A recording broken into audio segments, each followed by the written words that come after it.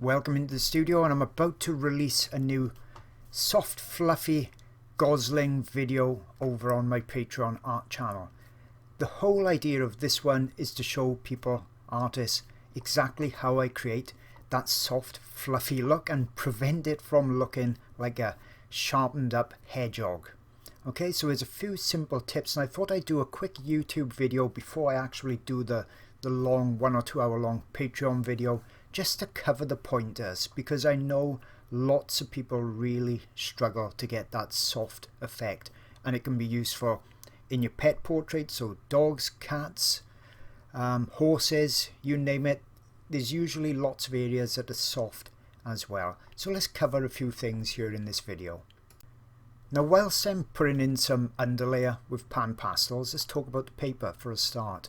If the subject is really light and bright, like in this occasion, then you don't want a paper that's really going to be very dark. So something like a dark grey, you may struggle then to get that brightness, that vibrancy showing through. One of my favourite colours at the moment is this light blue with pastel matte. It's got a lovely fine surface.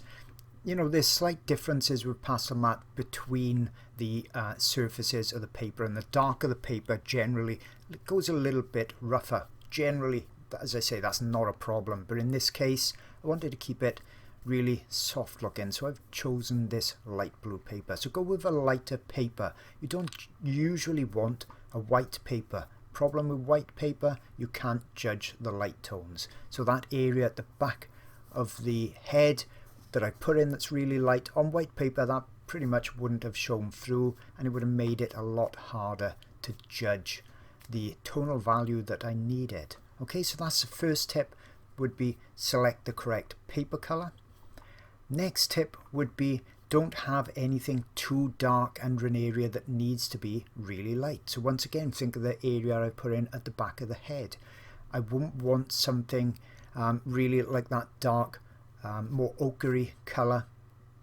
I wouldn't want that there, because then when I was putting light on top, it wouldn't be really bright enough.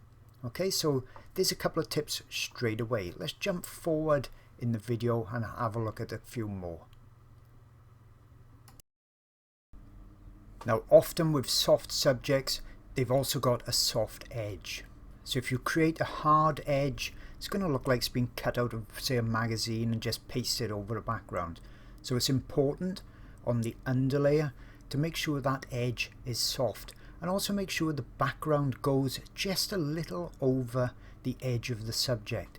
That means we can then come back and put that subject's edge back over the top of the background. Okay, so it's not applicable for every single portrait or drawing that it will have a soft edge, but this is a very high majority, probably 90% do have soft edges.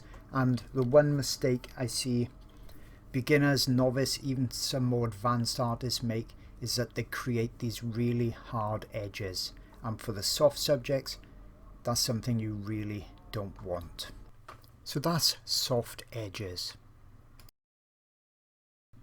Now, in lots of my videos and subjects, you'll see me create a texturizing layer where I'm putting in a little bit of darkness that's going to be in between the highlights.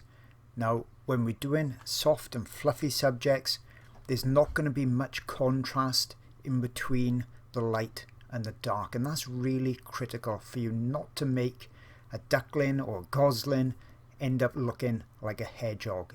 You need to make sure that the difference between the lights and the darks are really small. You may be just picking a pencil that's just very slightly darker for the shadow areas and very slightly lighter for the highlights. Okay, so it's a real small difference in the fluffy areas. So let's take a look and see exactly how I put the highlights on top and show you really what I mean.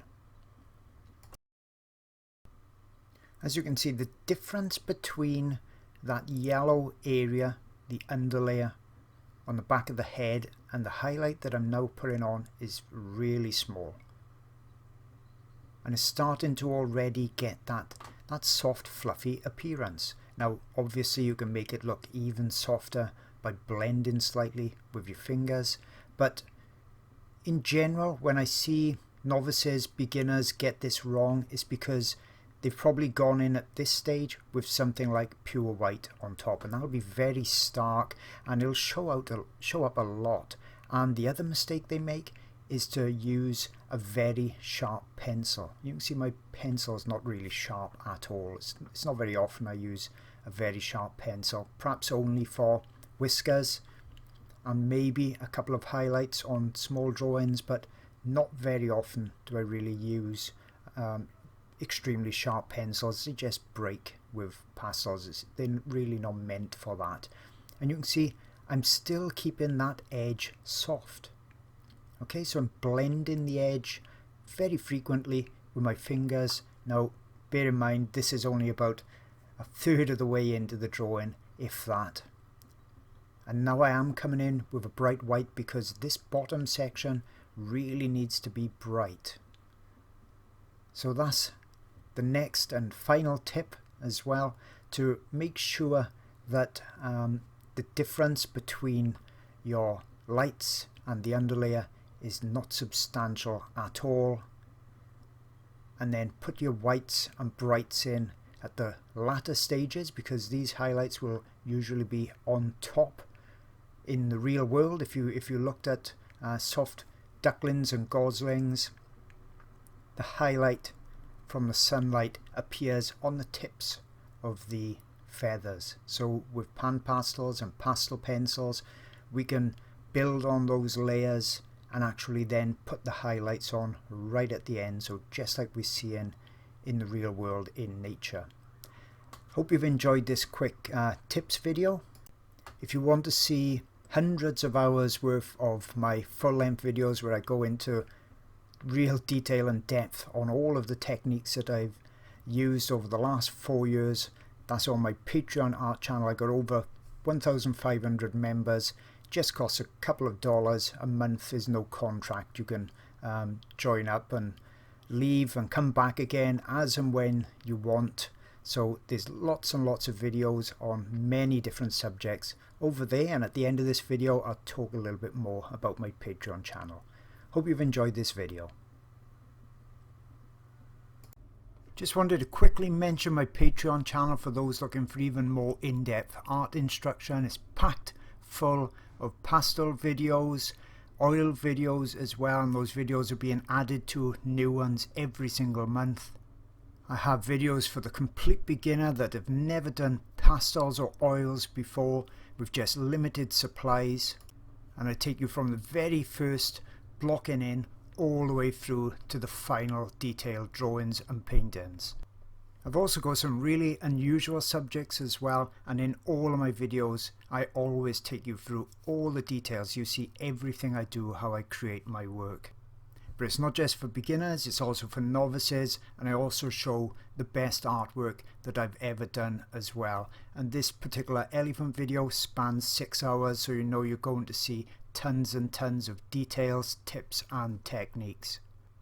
And as mentioned, I've got lots of oil videos on there too, so there really is something for everybody, and you get access to hundreds of hours worth of videos for just $4. Now over 1,000 members strong. Hope to see you there soon.